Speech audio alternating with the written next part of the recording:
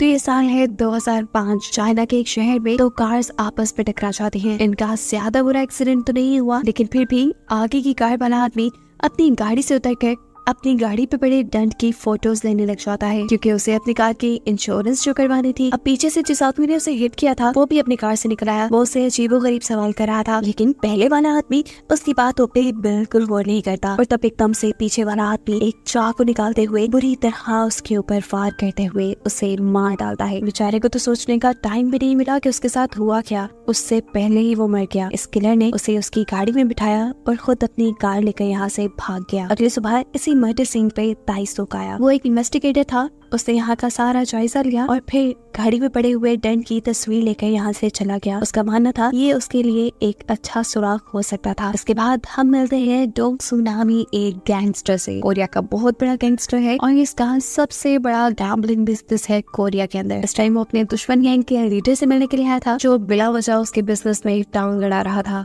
Gangster यहाँ उससे करने आया था डील। इनकी बहस के दौरान इनके असिस्टेंट भी आपस में इन्हीं के लिए बहस करने लग जाते हैं। इस चीज से डोंगसो को गुस्सा आ जाता है और वो खड़े होकर सबसे पहले अपने ही असिस्टेंट को मारता है और फिर दूसरे आदमी के असिस्टेंट को मारते हुए उसके मुंह से उसके दांत ही निकाल देता है और कहता है, जब दो बड़े बात कर रहे थे तो तुम्हारी हिम्मत कैसे हुई बोलने की। हाथ में पकड़े हुए इन्हीं दांतों को वो नीचे पड़े हुए वोडका के ग्लास में डाल देता है और यही ग्लास दूसरे गैंगस्टर के सामने कर देता है। वो जो डोंगसो से बहुत ज्यादा डर चुका था, वो यही दांतों वाली वोडका पीकर डोंगसो की डन कर देता है। सीन कट होकर पुलिस स्टेशन में हम ताइसुक को देखते हैं, जो अपने सीनियर्स के साथ है। वो अपने सीनियर्स को बताता है कि शहर में हुए पिछले कई मर्डर्स का पैटर्न सेम है, बिल्कुल ऐसा ही जैसा कल एक मर्डर हुआ है। मुझे लगता है कि ये एक सीरियल किलिंग का केस है। उसके बाद सुनते ही उसके सीनियर उसके ऊपर गुस्सा हो जाते हैं और कहते हैं, पागल हो, मुझे लगता है ज्यादा हॉलीवुड मूवीज देखने लगे हो तुम। तुम्हारे पास एक केस है, उसी की इन्वेस्टिगेशन करो तो ज्यादा बेहतर होगा। दूसरी तरफ गैंगस्टर अकेले ही अब अपने घर के लिए निकल चुका था। अभी वो रास्ते में ही था कि एकदम से उसकी कार को कोई हिट कर देता है। ये कोई और नहीं था बल्कि वही सीरियल किलर था। डोंगसू ने कार से उतर कर देखा, टर्न नॉर्मल था। उसने इशारे से किलर को वापस आने को बोला और खुद गाड़ी की तरफ बढ़ गया, लेकिन वो किलर वापस गाड़ी में बैठने थोड़ी आया था। उसने एकदम से डोंगसू के ऊपर हमला कर दिया। आज उसकी किस्मत बुरी थी, वो ये नहीं जानता था कि वो हमला किस पर कर रहा है। डोंगसू ने पीछे बढ़ते हुए उल्टा इसी किलर को पकड़ लिया। उसने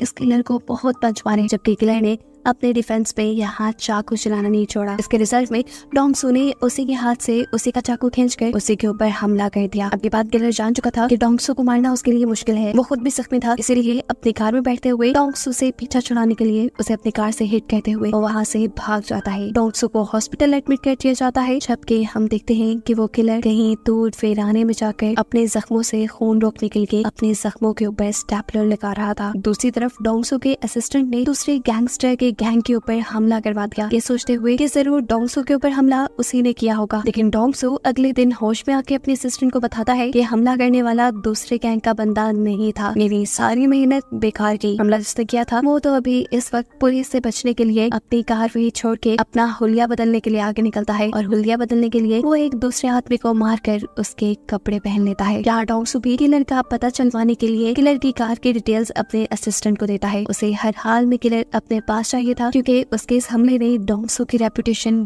पूरी तरह गिरा दी थी। यहीं पर उससे मिलने के लिए ताइसुक भी आया, जो चाहता था कि डोंगसू उस पे हुए हमले की रिपोर्ट लिखवाए, लेकिन डोंगसू को पुलिस के ऊपर बिल्कुल एतबार नहीं था। ताइसुक भी जब डोंगसू के घर से वापस आ रहा था तब उसने डोंगसू की कार देखी। उसकी कार के पीछे भी बिल्कुल वैसा ही डंड था जैसा सभी मर्डरर्स की कार के पीछे था। उसके जाने के बाद डोंगसू ने भी अपने बंदों को किलर का स्केच देते हुए उसे ढूंढने के काम पे लगा दिया था और इसी दौरान किलर दिखा चुका था अपना एक और वार। वो एक और बंदे का मर्डर करते हुए उसका ट्रक ले चुका था, लेकिन उसे ये बात मालूम नहीं थी कि इस ट्रक में एक और आदमी भी है, जिसे मारते हुए भी वो बिल्कुल ही हिचकिचाता। लेकिन इस मर्डर में उससे हो जाती है गलती, उसका चाकू वही रोड पे गिर जाता है। इस किलर को हर हाल में ताइसुक पकड़ना चाहता था। वो जानता था कि ये सब एक सीरियल किलिंग है और पकड़ना उसे डोंगसू भी चाहता था। ताइसुक ने डोंगसू से एक फेवर मांगी थी कि डोंगसू अपने ऊपर हुए हमले की रिपोर्ट पुलिस में करवा दे, और जब डोंगसू ये नहीं करता तो कुछ ही देर बाद ताइसुक उससे इस चीज का बदला लेने के लिए उसके सभी गैम्बलिंग स्टेशंस के ऊपर रेड करवा देता है और उसकी हरकत को देखते हुए डोंगसू अब इसे मिलने के लिए अपने घर बुलाता है। यहाँ टाइसुक डोंगसू को बताता है, मैं उस किलर को पकड़ना चाहता हूँ। वो किलर कोई आम नहीं बल्कि एक सीरियल किलर है। और ये तो डोंगसू को भी लग रहा था, क्योंकि आज से पहले कोई इतना बहादुर नहीं था कि डोंगसू के ऊपर हमला कर सके। इसी हमले की वजह से डोंगसू के क्राइम वर्ल्ड में डोंगसू की रेपुटेशन गिरती जा रही थी और इसी चीज का फायदा दूसरे गैंगस्टर्स उठा रहे थे। और ये सब कुछ ठीक हो सकता था किलर को ही पकड़कर। डोंगसू के बंदे लगातार किलर को ढूंढने में लगे हुए थे और फाइनली फिर उन्हें किलर की कान और उसका गिरा हुआ चाकू मिल ही गया। इसे हासिल करने के बाद एक तीसरी मर्तबा डोंगसू टाइसुक को अपने घर बुलाता है। इन चीजों के जरिए किलर तक पहुंचना डोंगसू के लिए थोड़ा मुश्किल था, लेकिन टाइसुक के लिए नहीं, क्योंकि उनके पास एक अच्छी फोरेंसिक लैब थी। वो टाइसुक से कहता है, देखो एक गैंगस्टर के लिए उसकी रेपुटेशन सबसे बड़ी होती है और इस हमले की वजह से मेरी रेपुटेशन काफी गिर चुकी है। मैं चाहता हूँ कि जल्द से जल्द किलर पकड़ा जाए और इस पे तुम मेरा साथ दोगे। फिर किलर जिसको भी पहले मिल गया वो उसका हुआ। टाइसुक यहाँ सोच रहा था कि वो किलर को पकड़ कर अदालत लेकर जाएगा और ऐसे उसे प्रमोशन मिल जाएगी, जबकि डोंगसू सोच रहा था कि वो किलर को पकड़कर कुत्ते की मौत मारेगा। इनकी रियल डन होने के बाद डोंगसू ने टाइसुक को बताया कि उन दोनों की सारी बातें रिकॉर्ड हो रही थी। अगर टाइसुक ने कभी उसे धोखा देना भी चाहा तो ये रिकॉर्डिंग उसके खिलाफ है। अब डोंगसू ने किलर का स्केच और उसकी सभी चीजें टाइसुक के हवाले करके उसे काम पे लगा दिया। ये सब क्लूज टाइसुक के लिए भी बहुत मायने रखते थे। अब टाइसुक और उसकी टीम ने किलर की गाड़ी के फोरेंसिक टेस्ट शुरू कर दिए, जबकि डोंगसू ने इस सारी सिचुएशन का फायदा उठाना चाहा। उसने अपने असिस्टेंट से एक दूसरे गैंगस्टर को मारने का कहा, क्योंकि वो डोंगसू की गिरी हुई रेपुटेशन का बहुत ज्यादा फायदा उठा रहा था। उसके हुक्म के मुताबिक उसके असिस्टेंट ने दूसरे गैंगस्टर को सोते में रात में ही मार डाला, वो भी किलर के चाकू से, ताकि उस गैंगस्टर के मरने का इल्जाम भी किलर के ऊपर चला जाए और किसी को भी डोंगसू पे शक ही न हो। यहाँ पुलिस स्टेशन के अंदर कार के फोरेंसिक की भी रिपोर्ट आ गई। कार के ऊपर से मिला हुआ डीएनए पिछले सभी मर्डर केसेस में मैच हो रहा था और साथ ही साथ गैंगस्टर को मारने वाले चाकू से भी। ऐसे पूरे पुलिस डिपार्टमेंट को ये बात कंफर्म हो चुकी थी कि ये कोई आम इंसान नहीं है, बल्कि वो सारे केसेस एक सीरियल किलिंग के हैं। इसीलिए अब इस केस को सॉल्व करने के लिए पुलिस का पूरा डिपार्टमेंट इन्वॉल्व हो गया। अब टाइसुक, जिसे गैंगस्टर की मर्डर की रिपोर्ट मिली थी, वो इस मर्डर को देखकर जान गया कि ये काम डोंगसू का है, क्योंकि सीरियल किलर रोड पे चलते हुए अनजान लोगों को मारा करता था। इसी चीज के गुस्से में वो डोंगसू के पास गया। इससे पहले वो डोंगसू को कुछ कहता, डोंगसू ने उल्टा उसी को पटक के गिरा दिया और फिर टाइसुक के सामने ये कन्फेस भी कर लिया, हाँ मैंने ही उस गैंगस्टर को मरवाया है, लेकिन तुम इस बात को साबित नहीं कर पाओगे। टाइसुक भी ये बात जानता था, इसलिए तिल मिलाता हुआ वो यहाँ से चला गया। जबकि अब शहर में इन मर्डर की न्यूज भी वायरल हो चुकी थी। सीरियल किलर भी ये न्यूज देख रहा था और अब उसे गुस्सा आने लगा था, क्योंकि अब उसके पकड़े जाने के चांसेस ज्यादा थे और दूसरा ये भी कि एक ऐसा मर्डर भी उसके सर डाल दिया गया था जो उसने किया भी नहीं था। इसलिए वो गैंगस्टर के फ्यूनरल पे गया और गैंगस्टर के असिस्टेंट को एक लेटर देकर आया, जिसमें उसने लिखा था कि गैंगस्टर का मर्डर बेशक मेरे चाकू से हुआ है, लेकिन मैंने नहीं किया। उसने यहीं पे बैठे हुए डोंगसू की तरफ इशारा कर दिया। फिर इसके बाद किलर यहाँ से चला गया और उसने यहाँ से जाते ही अपने पहले वाले तरीके से एक और मर्डर कर डाला, जिसकी इन्वेस्टिगेशन भी टाइसुक कर रहा था, वो भी डोंगसू के साथ मिलकर। ये लोग कार में से फिंगरप्रिंट ढूंढने की कोशिश में थे कि इतनी देर में डोंगसू के इसी पार्किंग लॉन्च के अंदर दूसरे गैंगस्टर के लोग अपने बॉस के मरने का बदला लेने के लिए उसके ऊपर हमला कर देते हैं। ये लोग बहुत ज्यादा थे, लेकिन फिर भी डोंगसू और टाइसुक घबराते नहीं और दोनों अकेले ही इन सभी को बड़ी हिम्मत से मार गिराते हैं। फिर अगले सीन में हमें दिखाया जाता है कि जो फिंगरप्रिंट टाइसुक को कार से मिला था, उस फिंगरप्रिंट की रिपोर्ट भी आ चुकी थी। ये फिंगरप्रिंट जिस बंदे के थे, उसकी मिसिंग रिपोर्ट तो पहले कई सालों से दर्ज थी, लेकिन फिर भी टाइसुक इन्वेस्टिगेशन करना चाहता था, इसलिए वो उसके आईडी कार्ड पे दिए हुए एड्रेस पे जाता है। उसके घर में अजीबो गरीब किस्म की ग्रीन कलर के टैंक्स थे और बहुत सारी किताबें थी जो डेविल से रिलेटेड थी, यानी शैतानों से रिलेटेड। हो सकता था कि वो ये सारे मर्डर डेविल यानी शैतानों को खुश करने के लिए किसी सेक्रीफाइस के तौर पे कर रहा हो।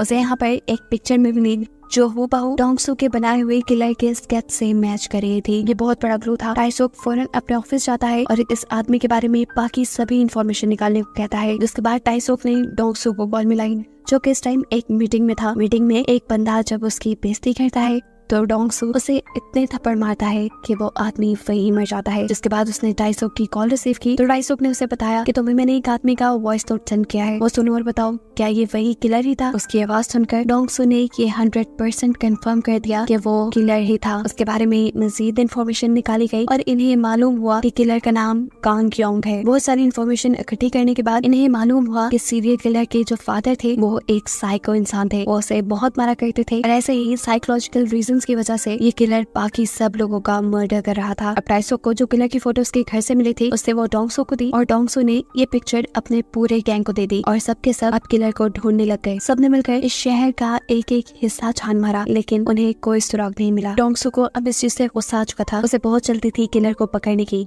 इसलिए वो टाइसोक से मीटिंग करना चाहता था, जिसके सिलसिले में वो रोड पे आ जाता है। वो अभी टाइसोक का इंतजार ही कर रहा था कि बस स्टॉप पे उसे एक बच्ची नजर आई। बहुत ज्यादा बारिश हो रही थी, वो बच्ची बारिश में भीग रही थी, जहाँ डोंगसो ने उस बच्ची को अपनी अम्ब्रेला दे दी। इतनी देर में यहाँ टाइसोक भी आ गया, जिसने उस लड़की से कहा अनजान लोगों से सामान नहीं लेना चाहिए, वो गैंगस्टर भी हो सकते हैं।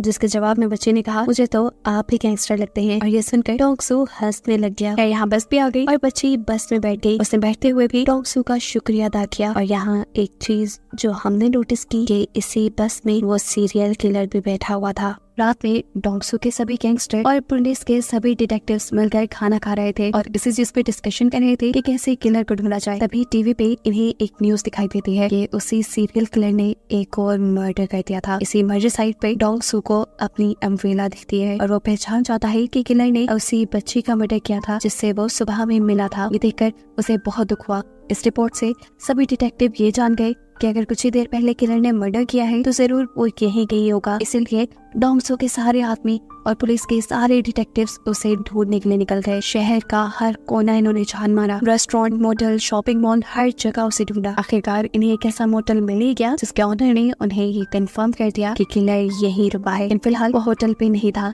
इसीलिए सब लोग मिलकर उसका इंतजार करने लगे। किलर देर रात में आया, सभी लोग बेसब्री से उसका इंतजार कर रहे थे, लेकिन आते ही इस नाटक को किलर ने भांप लिया। वो जान गया कि यहाँ कुछ ना कुछ गड़बड़ है, इसलिए उसने फौरन गाड़ी मोड़ी और यहाँ से निकलता बना। लेकिन अब डोंगसो और टाइसो की भी पूरी टीम उसके पीछे लग चुकी थी। बहुत दूर तक इन लोगों ने उसका पीछा किया और आखिर में 3 अलग-अलग रास्तों से आकर इन्होंने किलर की कार के ऊपर हमला कर ही दिया। अपने आप को बचाने के लिए किलर गाड़ी से निकलकर भाग गया और ये लोग भी गाड़ी से निकलकर उसके पीछे भागने लगे। किलर उनके हाथ लग नहीं रहा था। तब डोंगसो ने टाइसो को अलग-अलग डायरेक्शंस में भागने का इशारा किया और इनके अलग होने का किलर ने फायदा उठाया। उसने डोंगसो के एक साथी को यहाँ मार डाला। मरते मरते भी डोंगसो के इस असिस्टेंट ने डोंगसो से वफादारी निभाई और उसने बहुत हिम्मत करके ये बात बता दी कि किलर कहाँ भाग रहा है। उसकी बताई डायरेक्शन पे चलते हुए डोंगसो एक बार तक पहुंचा जहाँ उसने देखा कि 2 लड़कियां गाना गाते हुए रो रही हैं। वो समझ गया कि जरूर अंदर किलर ही होगा। किलर भी अंदर डोंगसो का ही इंतजार कर रहा था। उसका प्लान था कि वो आते ही डोंगसो के ऊपर हमला करेगा और डोंगसो को मार डालेगा, लेकिन डोंगसो उससे कई ज्यादा चालाक था। उसने पहले लड़कियों को साइड पे होने का इशारा दिया और फिर लड़कियों से खामोशी से किलर के बारे में पूछा। उन्होंने वॉशरूम की तरफ इशारा किया। इससे पहले कि किलर वॉशरूम से निकलकर डोंगसो के ऊपर हमला करता, डोंगसो ने दरवाजा तोड़ते हुए किलर के ऊपर ही हमला कर दिया और दरवाजे के ऊपर से ही मार मार कर किलर को इतनी बुरी हालत में पहुंचा दिया जैसे वो मरने के करीब हो। जिसके बाद उसने किलर को पांव से पकड़ा और घसीटते हुए यहाँ से ले गया। टाइसोक उसे आवाज़ें देता रह गया, लेकिन डोंगसो ने उसकी हर आवाज, हर कॉल को इग्नोर कर दिया। डोंगसो इस किलर को, इस डेविल को अपने वेयर हाउस में ले गया। उसने वहाँ जाकर डेविल यानी इस किलर को बहुत मारा। लेकिन अजीब बात थी कि किलर सिर्फ पागलों की तरह हंस ही रहा था। इससे पहले कि अब वो मार कर इस किलर को मार देता, एकदम से यहाँ के शीशे टूटते हैं और कोई डोंगसो के ऊपर अपनी कार चढ़ा देता है। ये टाइसोक था जो किलर को यहाँ से लेने के लिए आया था। उसके इस हमले से डोंगसो बेहोश हो चुका था, जिसके बाद वो किलर को यहाँ से ले गया। टाइसोक अब किसी इवॉल्ट की तरह इस किलर को पुलिस स्टेशन के अंदर लेकर जा रहा था और सब लोग उसे हैरानी से देख रहे थे। मीडिया में भी ये न्यूज फैल चुकी थी कि फाइनली पुलिस ने किलर को पकड़ लिया है। यहाँ हमें ये भी मालूम हुआ कि इस किलर को पकड़ने के बाद टाइसोक ने डोंगसो के बहुत से गैम्बलिंग स्टेशन के ऊपर रेड की और उसका बिजनेस तकरीबन ठप कर दिया। लेकिन इसका भी कुछ खास फायदा नहीं हुआ था टाइसोक को, क्योंकि उसकी प्रमोशन जुड़ी थी ये साबित करने से कि वो जिस आदमी को पकड़ कर लाया है वही सीरियल किलर है। वो उसके साथ बहुत इन्वेस्टिगेशन करता है, बहुत दिमाग खपाता है, लेकिन खुद ही फ्रस्ट्रेट हो जाता है क्योंकि सामने वाला किलर बिल्कुल खामोश था और पागलों की तरह हंस रहा था। टाइसोक के पास उसके खिलाफ कोई भी ठोस सबूत नहीं था, यहाँ तक कि उसने केमिकल के जरिए अपने फिंगरप्रिंट्स भी मिटाए हुए थे ताकि उसे मर्डर की किसी भी चीज से जोड़ा ना जा सके। असल में उसने ये सारी किलिंग्स बहुत ही प्लान के साथ की थी। यही सब बातें उसने कोर्ट में भी जाके बोली कि मैं मासूम हूँ, मैं एक लड़का हूँ, तो ही मेरे साथ ऐसा हो रहा है। सिर्फ इसलिए कि मेरी शक्ल किलर से मिलती है तो मैं किलर तो नहीं हो सकता। जज को भी उसे सजा देते हुए हिचकिचाहट हो रही थी और उसे बेकसूर भागता हुआ दिखते हुए सभी विक्टिम्स की फैमिली बहुत ज्यादा दुखी थी। ये सभी लोग इंसाफ चाहते थे। तभी प्रोसिक्यूटर यहाँ जज से परमिशन लेता है एक आखिरी गवाह को बुलाने के लिए। ये गवाह कोई और नहीं था बल्कि डोंग सू ही था, एक वाहिद गवाह, एक वाहिद विक्टिम जो इस किलर के वार से बच निकला था। वो यहाँ कैसे आया था, इसके पीछे भी एक कहानी थी। टाइसो के पास इस किलर के खिलाफ कोई सबूत नहीं था, जबकि वो इस किलर को सजा दिलवाना चाहता था। इसीलिए वो गया डोंग सू के पास। उसने डोंग सू से बोला, हम दोनों का मकसद सेम है, हम दोनों ही उस किलर को पकड़वाना चाहते हैं, तो अच्छा यही नहीं होगा कि हम इसके लिए कानून का सहारा लें। डोंग सू जब नहीं मानता तो यहाँ उसे ब्लैकमेल करने के लिए टाइसो एक रिकॉर्डिंग प्ले करता है, जिसमें डोंग सू ने कन्फेस किया था कि उसने अपने दुश्मन गैंगस्टर को मरवाया है। ये सुनकर डोंग सू के पास भी टाइसो की बात मानने के अलावा कोई रास्ता नहीं था। उसी वजह से डोंग सू आज कोर्ट बैठा। उसने ईमानदारी से अपना यहाँ बयान रिकॉर्ड करवाया कि उस दिन वो यही आदमी था जिसने डोंग सू के ऊपर हमला किया था। डोंग सू की बात काटते हुए किलर का वकील बोलता है, हम एक गैंगस्टर की बात पे यकीन नहीं कर सकते। जवाब में डोंग सू कहता है, अगर इसने तुम्हारी फैमिली में से किसी को मारा होता शायद तब तुम ऐसा ना कहते। उसकी बात सुनकर किलर हंसने लग जाता है और यहाँ डोंग सू को गुस्सा आ जाता है और वो खड़े होकर अपनी शर्ट उतार देता है। वो अदालत में पूरे हमले की स्टोरी बताता है और दिखाता है कहाँ कहाँ किलर ने उसके ऊपर हमला किया था। इसके बाद वो अदालत में एक स्केच भी दिखाता है जो हमले के फौरन बाद डोंग सू ने बनवाया था। यहाँ पर डोंग सू ने अदालत में एक लेटर भी दिखाया जिस पे लिखा था कि मर्डर मेरे ही चाकू से हुआ है। इस टाइम डोंग सू ने इस लेटर का दूसरा हिस्सा फाड़ दिया था जिसमें ये लिखा था कि मर्डर मैंने नहीं किया। अपनी बातों पे यकीन दिलाने के लिए डोंग सू जज से कहता है, आप चाहें तो इस किलर की शर्ट उतरवा के देख सकते हैं, क्योंकि उस रात मैंने भी इस आदमी की चेस्ट पे वार किया था। पुलिस जब चेक करती है तो निशान बिल्कुल वही था जहाँ डोंग सू ने बताया था और ऐसे डोंग सू के बयान की वजह से किलर को जिंदगी भर की सजा हो जाती है। साथ ही साथ डोंग सू जो कि एक गैंगस्टर था, यहाँ अदालत उसे भी उसके गलत काम की वजह से सजा सुना देती है। लेकिन एक प्लस पॉइंट ये था कि डोंग सू की दी हुई गवाही की वजह से उसकी सजा बहुत कम हो चुकी थी और इस सब के नतीजे में अब टाइसो को भी प्रमोशन मिल चुकी थी। डोंग सू अब जेल में जाता है जहाँ बहुत सारे लोग उसे झुककर सलाम करते हैं। यही दूर बेंच पे हमें एक आदमी दिखाया जाता है जो वहाँ बैठा बुक पढ़ रहा था। ये कोई और नहीं बल्कि वो सीरियल किलर ही था जिसे देखकर डोंग सू हंस रहा था। असल में अपना कन्फेशन रिकॉर्ड कराना, अपने ही जुर्मों पे जेल आना, ये सब भी डोंग सू का ही प्लान था, क्योंकि उसने कसम खाई थी कि अपने ऊपर हमला करने वाले आदमी को वो खुद मारेगा। और टाइसो के साथ काम करने की शर्त भी उसने यही रखी थी कि अदालत की सजा सुनाने के बाद किलर को कानून नहीं मारेगा बल्कि वो खुद मारेगा, जिस पर टाइसो मान गया था। ऐसे प्लान के मुताबिक टाइसो ने उसे उसी जेल में रखा जहाँ पे पहले से ही किलर था। इसलिए तो डोंग सू अब बहुत खुश था। वो हंसते हुए एक रस्सी लेकर वॉशरूम में जाता है जहाँ पर किलर पहले से ही नहा रहा था। डोंग सू को देखकर उसकी सांसें खुश्क होने लगी। डोंग सू ने मुस्कुराते हुए से कहा, चलो वो खेल खत्म करते हैं जो हमने शुरू किया था। यानी साफ जाहिर था कि यहाँ डोंग सू उसे मार देगा, लेकिन उससे पहले ही ये मूवी यहाँ खत्म हो जाती है।